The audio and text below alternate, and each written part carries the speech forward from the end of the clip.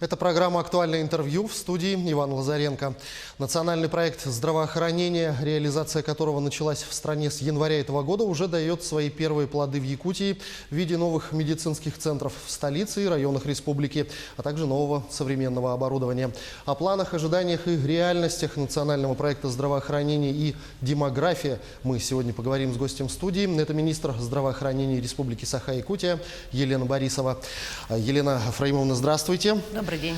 Прошло уже чуть больше полугода с начала старта проекта здравоохранения, национального проекта. Что уже конкретно реализовано в рамках этого проекта в нашей республике? Хочется отметить, что вообще в этом году у нас почти свыше миллиарда рублей запланировано. И в первую очередь мы реализуем 7 направлений. Самое важное – это первичная медико-санитарная помощь. И надо сказать, что это, наверное, самый актуальный сегодня для наших районов проект, потому что именно в нем реализуется строительство фельдшерско-акушерских пунктов. И у нас планируется 8 пунктов, 4 из них уже установлены, мы буквально этот месяц назад открыли последний, и 4 на завершающей стадии завершения покупок. То есть у нас заключены контракты, и к ноябрю мы получим еще в 4 районах нашей республики новые фельдшерско-акушерские пункты. При этом хочется сказать, что один из них в Ленском районе будет впервые выставлен, где не было вообще медицинской помощи. Второе направление – это санавиация, и здесь у нас большие объемы вылетов, и мы сегодня уже увеличили количество вылетов по санавиации за полгода свыше, чем в прошлом году за год. И третье, и самое интересное, на мой взгляд, это бережливая поликлиника. Это новые подходы вообще к формированию, привлечения наших пациентов. Это уютное и комфортное пребывание, это электронная запись. Сегодня в этом проекте участвуют 9 медицинских организаций. В дальнейшем это будет расширено и тиражировано на всю республику. Мы видим уже открытые регистратуры, электронную запись, возможность попасть по времени. Это как раз является одним из требований бережливой поликлиники. Следующий большой проект – это сердечно-сосудистые заболевания.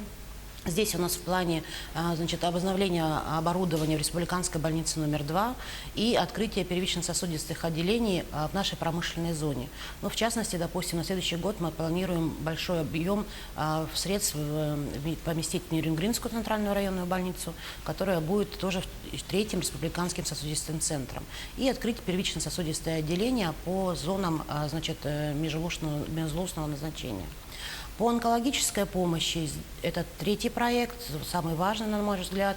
Он сегодня предусматривает в первую очередь, это тоже оснащение онкодиспансером оборудования. Он сегодня у нас, конечно, оставляет желать лучшего. Мы улучшаем там материально-техническую базу. Напомню, что мы перевезли его в новое отделение в ноябре прошлого года и улучшили их площади. И здесь важным для населения, мне кажется, больше, это даже не оборудование, а то, что мы изменили форматы подход в онкологической помощи, придумав новый вид оказания медицинской помощи, так называемые центры амбулаторной онкологической помощи на базе поликлиник. Мы вообще по республике планируем за 5 лет их открыть 18, но надеемся, что мы план перевыполним, и так как сегодня уже 6 за полгода открыли, это 4 в городе Якутске и 2 в районах, в Мирном и в Мегино-Кангаласах. И до конца года планируем еще открыть в Нерюнгре, в Нюрбе и в Алдане. В чем суть этого центра? В первую очередь они направлены на раннее выявление. То есть мы стараемся оснастить максимально диагностическим оборудованием. Это диспансерное наблюдение заболевших уже. И третий, самый важный, на мой взгляд, момент – это проведение химиотерапии. Потому что мы знаем и сталкиваемся все время с проблемой, когда пациенту назначается лечение в онкодиспансере, он возвращается к себе по месту жительства, и буквально через 2 недели, через месяц ему надо возвращаться опять за получением лекарственных препаратов. Сегодня мы же эту процедуру можем проводить непосредственно на местах. Следующий проект – это цифровизация, то есть это как раз то, о чем сегодня говорит вся Россия. И здесь Якутия на первом месте. Мы давно являемся таким пилотным проектом по информатизации. У нас давно амбулаторные электронные карты. Но наша задача сегодня объединить эти амбулаторные карты и сделать связь между центральной районной больницей и Национальным центром медицины, чтобы это была одна видимая история болезни. Мы занимаемся очень плотно телемедицинскими консультациями. У нас есть проект «Облачная поликлиника», когда пациент впервые, попав в поликлинику, пройдя обследование, допустим, у того же пульмонолога, в дальнейшем на диспансерное наблюдение может уже онлайн-консультации проводить. И это актуально как раз для наших районов. Мне кажется, что вот таким образом мы увеличим доступность для нашего населения к узким специалистам. Следующий проект – это экспорт медицинской помощи. Это когда мы сегодня перспективны и более конкурентоспособны по сравнению с другими районами и приезжают к нам уже лечиться. И сегодня этот фактор есть. За полгода мы уже пролечили порядка 500 пациентов по различным заболеваниям, которые приезжают к нам из других регионов. И последний, значит, проект – это детская поликлиника.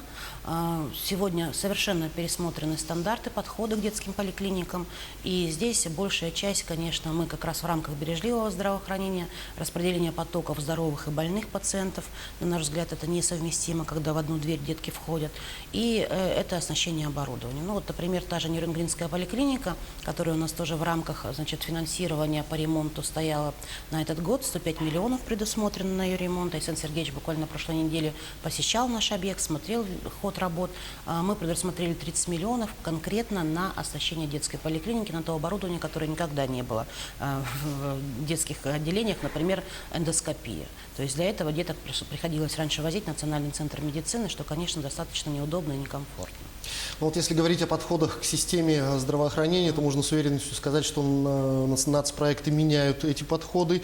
И вообще цель федерального проекта в том, чтобы мотивировать и сделать так, чтобы человек сам уже начал заботиться о своем здоровье и обращаться по каким-то вопросам уже Да, Иван, вы абсолютно к врачам. правы, потому что... Готовы ли мы? Да, Готова ли Иван, отрасль нашей республики к такому подходу? к такой парадигма системе? изменилась абсолютно, то есть мы работаем сегодня на профилактику, и ради этого мы поменяли систему финансирования в республике сегодня.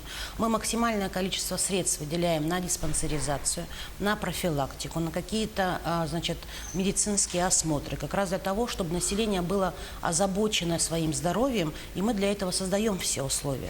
Мы перевели расписание поликлиник в другое время, допустим, мы работаем с 8 до 8, мы работаем в выходные дни, да, у нас есть изменения в сельской местности и в летний период времени, но тем не менее вот основной стандарт работы поликлиники сегодня будет таков.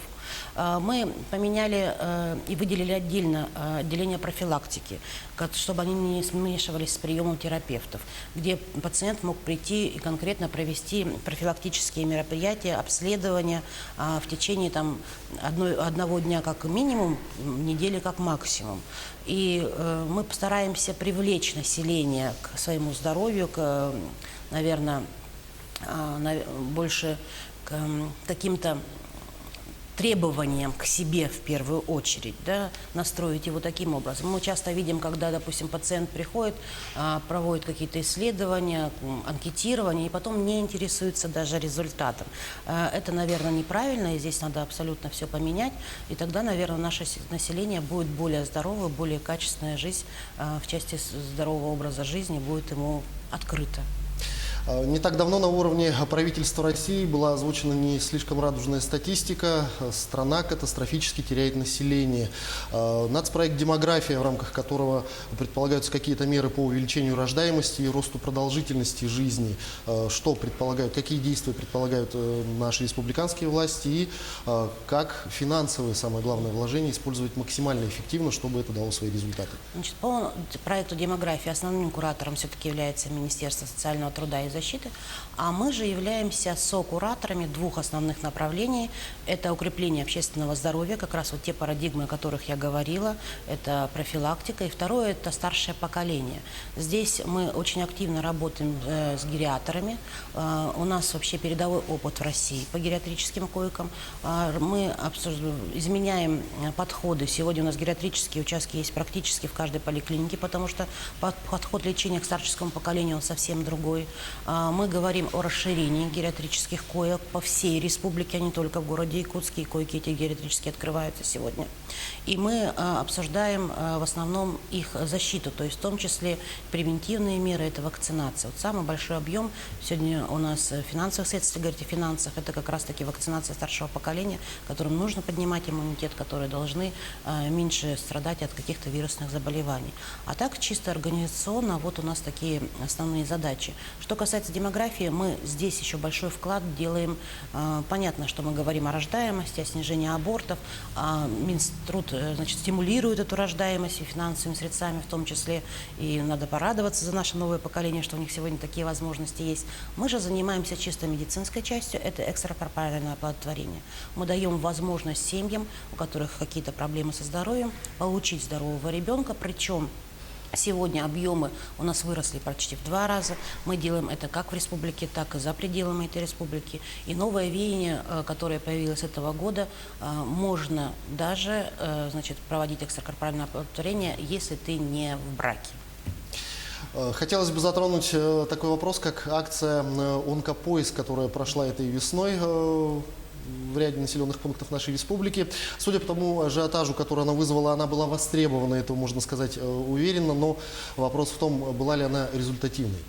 Ну, здесь надо поблагодарить Александра Сергеевича, что он понял наш позыв, наш порыв и инициативу. В части, опять-таки, это все направлено на то, чтобы мы акцентировали внимание на своем здоровье. Эта акция действительно была гиперпопулярна, проходила на территории всей республики, в каждом уголке, и была даже продлена.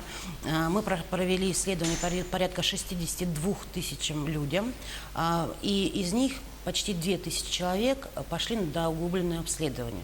То есть действительно были какие-то изменения в здоровье. И хотелось бы отметить, что онкоскрининг, он не обязательно констатирует онкологические заболевания, но он 100% показывает, что есть какие-то неполадки в организме. И поэтому люди, которые сегодня дообследуются, значит, проводят какие-то медицинские манипуляции.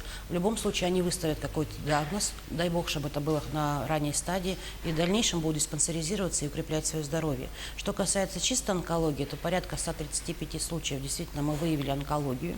И хорошо, что в основном это на ранней стадии, а это наша главная сегодня задача выявлять именно онкологию на ранней стадии, и потому что именно в этот момент можно изменить коренным образом ситуацию, изменить и в части здоровья, и качества жизни. Но хочется спросить, наверное, о планах, какие задачи стоят по реализации нацпроектов до конца этого года. И неоднократно упоминались мы сегодня в беседе о финансовой стороне этого дела. Достаточно ли выделено на это денег? Значит, планы у нас грандиозные, не только в рамках национальных проектов. У нас большой объем сегодня софинансирования с республиканского бюджета в рамках государственных программ.